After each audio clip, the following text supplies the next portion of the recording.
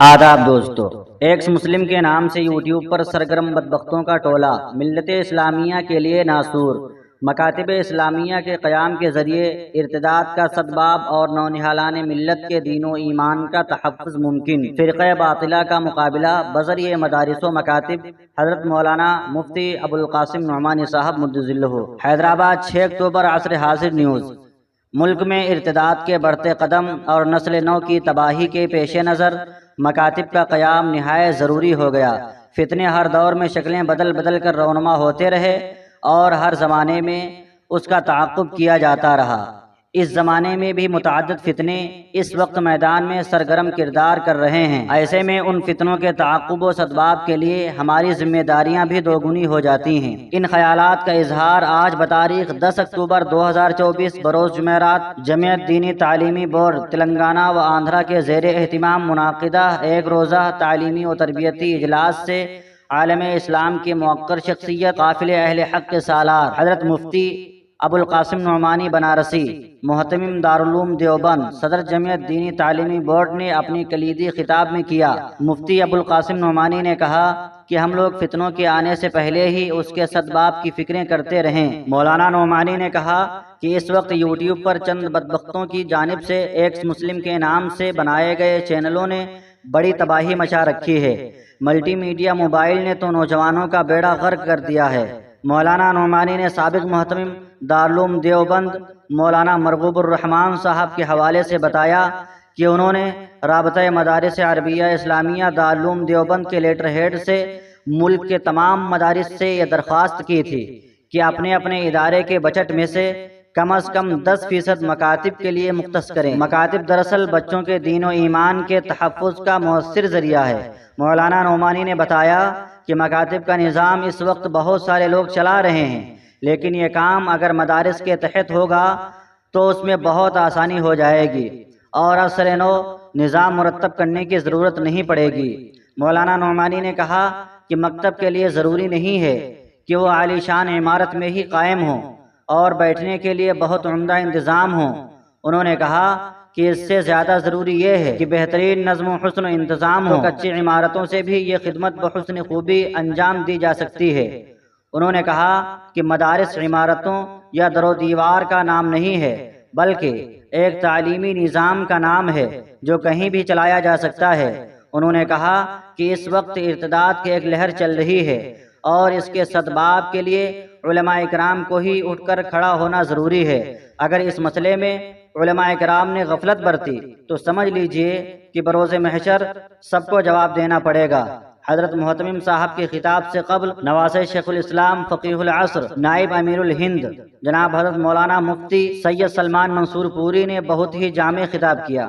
انہوں نے اپنے خطاب میں کہا کہ رسول اللہ صلی اللہ علیہ وسلم نے جن دو چیزوں کی غنیمت جاننے کو کہا ہے وہ صحت اور فرصت کی نعمت ہے۔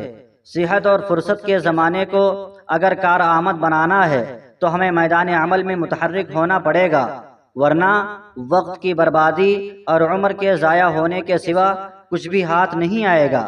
مولانا منصور پوری نے کہا کہ آج کل ہمارے علماء و فارغین مدارس کی یہ خواہش ہوتی ہے کہ وہ بڑی کتابیں پڑھائیں، حالانکہ بڑی کتابیں پڑھانا یہ اتنا اہم نہیں جتنا کہ حالات کے تقاضوں کو پیش نظر رکھتے ہوئے امت کو جس کی ضرورت ہے وہ پڑھانا نہایت اہم ہے۔ اگر ضرورت ہو نورانی قاعدہ پڑھانے کی تو نورانی قاعدہ پڑھانے سے بھی پیچھے نہ ہٹیں، اور اگر ضرورت ہو بخاری شریف پڑھانے کی تو پھر اس سے بھی گریز نہ کریں، لیکن حالات و زمانے کے تقاضوں کو سمجھیں اور اس کے مطابق ملت کی ضروریات کو پورا کریں۔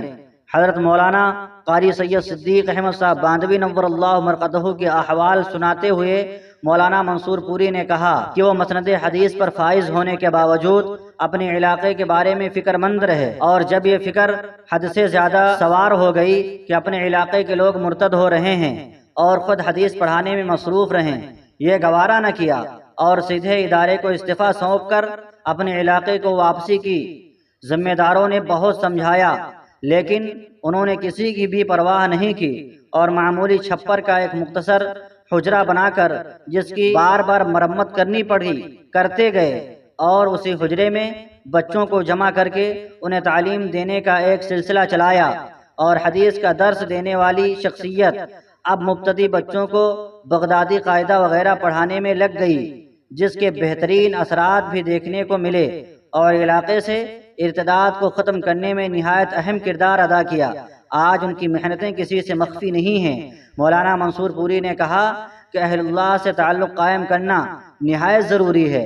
اہل اللہ سے تعلق قائم کیے بغیر تربیت کے سلسلے میں آدمی ادھورا رہتا ہے، اس کی بڑی برکتیں ہیں۔ انہوں نے اسلاف کے متعدد حوالے دیے۔ انہوں نے کہا کہ موجودہ حالات میں پسماندگی و نوخواندگی سے امت ایک طرف نبرت آزما ہے تو دوسری طرف بچوں کے ایمان کو سلب کرنے کی کوششیں انتہائی تشویشناک ہیں۔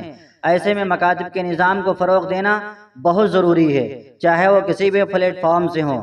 جی ہاں ناظرین، مولانا محمود مدنی صاحب نے آج ایک لیٹر پیڈ کے ذریعے ائمہ مساجد کو آگاہ کیا تھا کہ آپ وعظ میں سیرت النبی صلی اللہ علیہ وسلم کو موضوع گفتگو بنائیں۔ اس پر ایک شخص نے مولانا محمود مدنی صاحب سے سوال کیا ہے اور اپنا نمبر بھی دیا ہے کہ اس پر جواب بھیجیں۔ سوال لکھتے ہیں کہ مدنی صاحب آپ کب موضوع بنائیں گے سیاسی طاقت کا، اپنی آواز خود مختاری، دوسرے کو مسیحانہ ماننا، آپ ایم آئی ایم کو برا بولنا، غلط الزام لگانا کب بند کریں گے، ایم آئی ایم کے ساتھ ہو کر سیاسی طاقت مضبوط کب کریں گے، ایم آئی ایم کو سپورٹ کریں، ایم آئی ایم کے ساتھ آنے کے لیے سب سے گزارش کریں، جواب دیجیے۔ آگے واٹس ایپ نمبر ہے جو آپ اسکرین پہ دیکھ رہے ہیں۔ حضرت مولانا محمود اسعد مدنی صاحب نے آج ایک بیان جاری کیا ہے۔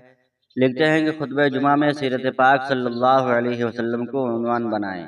جمعیت علماء ہند کی سبھی صوبائی، ضلعی اور مقامی یونٹوں کے صدر و نظماء اور ائمہ کرام و ذمہ داران مساجد کی خدمت میں خصوصی گزارش۔ السلام علیکم ورحمۃ اللہ وبرکاتہ۔ آقائے نامدار افضل الانبیاء، ہادی عالم، پیغمبر اسلام حضرت محمد صلی اللہ علیہ وسلم تمام دنیا کے انسانوں کے لیے سراپا رحمت بنا کر بھیجے گئے۔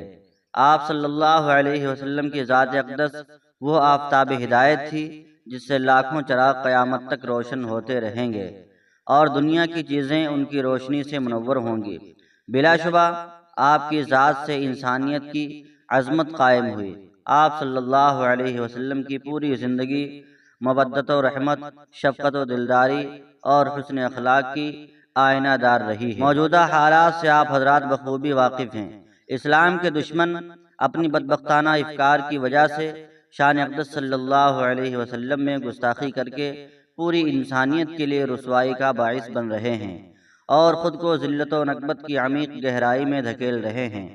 اس موقع پر یہ ہماری ذمہ داری ہے کہ سیرت حسان بن ثابت رضی اللہ تعالیٰ عنہ کی راہ عشق پر چلتے ہوئے مسجدوں کے ممبر و محراب سے آپ صلی اللہ علیہ وسلم کی عظمت و رفعت کو بیان کیا جائے اور سیرت کے انسانی و اخلاقی پہلوؤں کو اجاگر کرتے ہوئے دنیا کو مثبت اور حقیقی پیغام سے روشناس کرایا جائے۔